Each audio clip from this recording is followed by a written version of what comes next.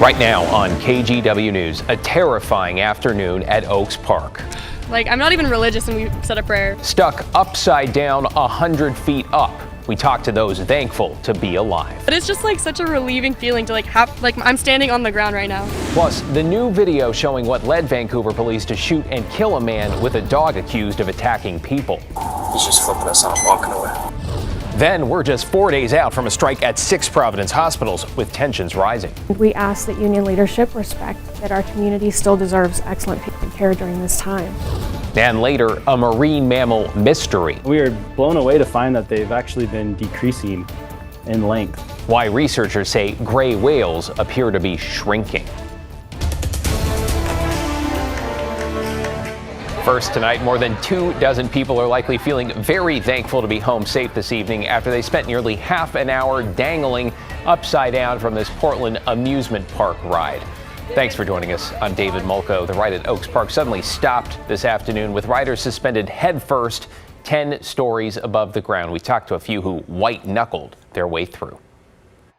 They've been stuck up here for 5 minutes. The machine is stuck. Witnesses watch as the Atmosphere ride, that's F-E-A-R, appeared to live up to its name. I was terrified. I didn't think I was going to live to see right now. Daniel and Jordan were at Oaks Park Friday celebrating their graduation and had just boarded for their first ride.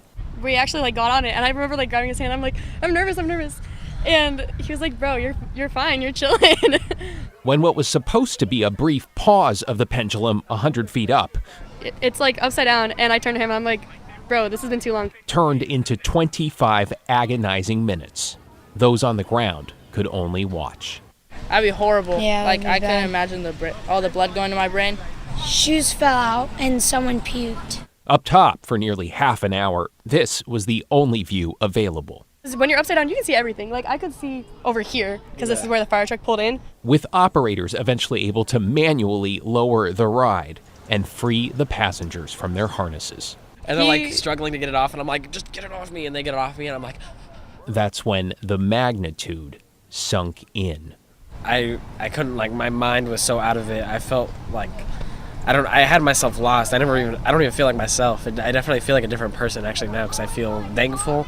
I definitely have a different outlook on life now. Upside down, hundreds of feet in the air, the only thing I could think is I'm never gonna hug my dad and my brother again.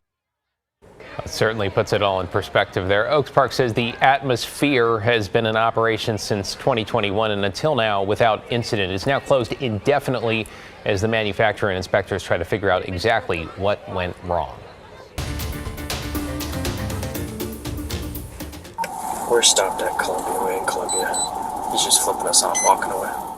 Well, tonight, newly released videos giving us a clear picture of what happened this past weekend when Vancouver police shot and killed a man near the waterfront. We should warn you, a portion of this video is jarring to watch, though we will not show you the moment the man was shot. The dash and body cam video picks up as police officers were arriving to a call about a man letting his German Shepherd run loose. The dog had reportedly bitten at least one person.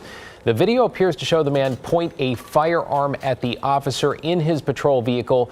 The officer then gets out and fires at him 4 times. Police haven't said if the man's gun was real or a replica. Here's a closer look at the body cam video.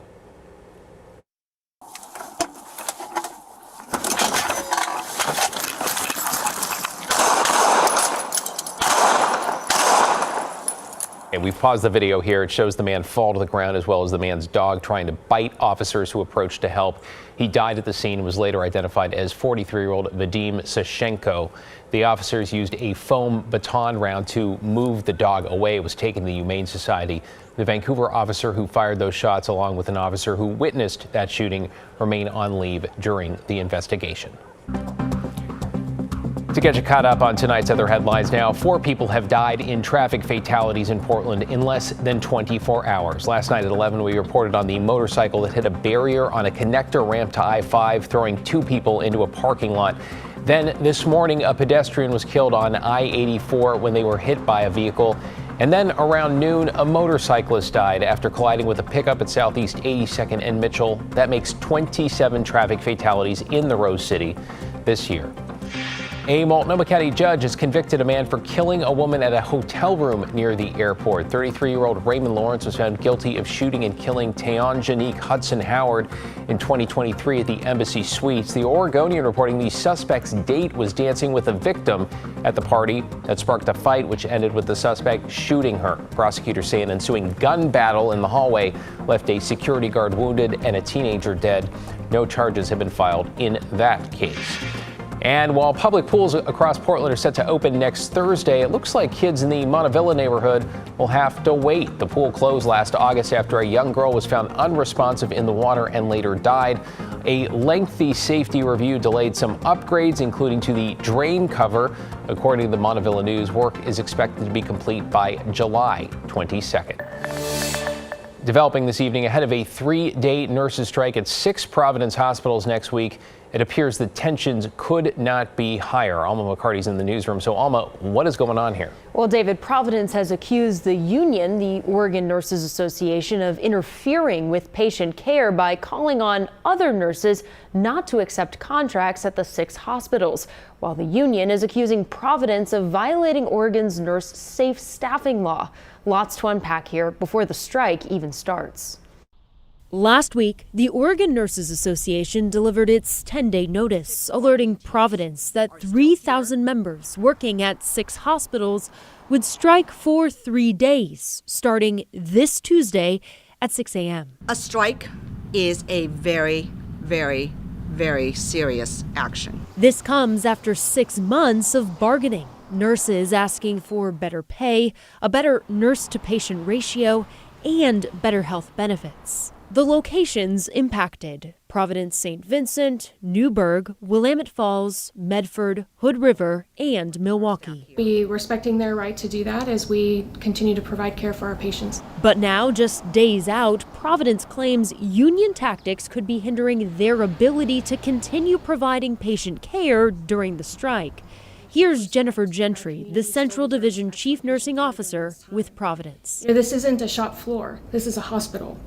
And we have patient lives in our hands. And so our words really matter. And we're asking for respect for that. Providence is addressing an ONA letter which calls on all nurses to stand in solidarity and to not accept travel nurse contracts scheduled to start in June or July. Providence announced last week that their facilities would remain open during the strike and that they'd fill those gaps with replacement workers. The world of replacement nurses, if they feel intimidated or if they're feeling like this isn't a place that they're welcome to come or they are safe to come, then it's possible they wouldn't choose to accept those contracts, and that could negatively impact patient care.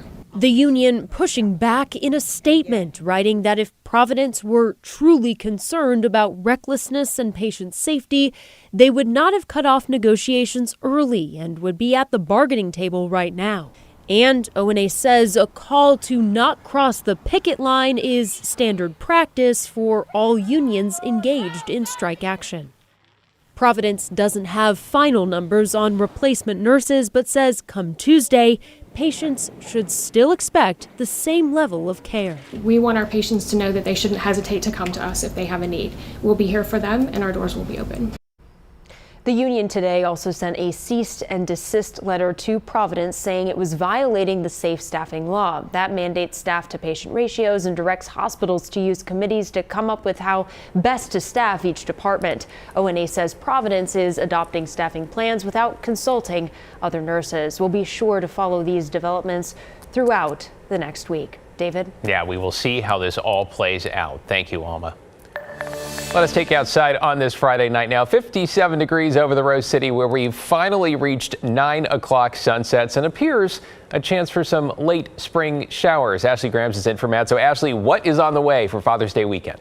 Right, we're expecting to see those showers come our way here in just the next few hours, but Friday, today wasn't too bad. 72 degrees, the high in Portland, 69 degrees in Vancouver, so we had quite a bit of sunshine before those clouds started to increase this afternoon. We're only going to see more cloud cover as we head into this Father's Day weekend, but it's not going to be a total washout for Dad. Here's a live look right now over the Rose City. We're looking at a temperature of 59 degrees or so. So again, we're going to see those temperatures start to cool down. We're going to see those showers move in late tonight into those early hours tomorrow. Probably going to start to hit the valley while we're all sleeping, hopefully right around that 3 o'clock hour. But here's your 24-hour temperature change. You can see we're just a couple degrees cooler than we were at this time yesterday, but expecting to see probably an 8 or 10 degree difference compared to Friday into Saturday. So again, we talked about those showers coming along early tomorrow morning,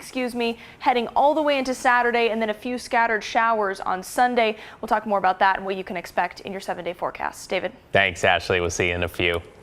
Meanwhile, straight ahead at 11 on this Friday, tracking the tents, what we're learning tonight about some harm reduction handouts that aren't being used for shelter. Plus, seafood lovers eat easy, an update on the shellfish that are once again good to go.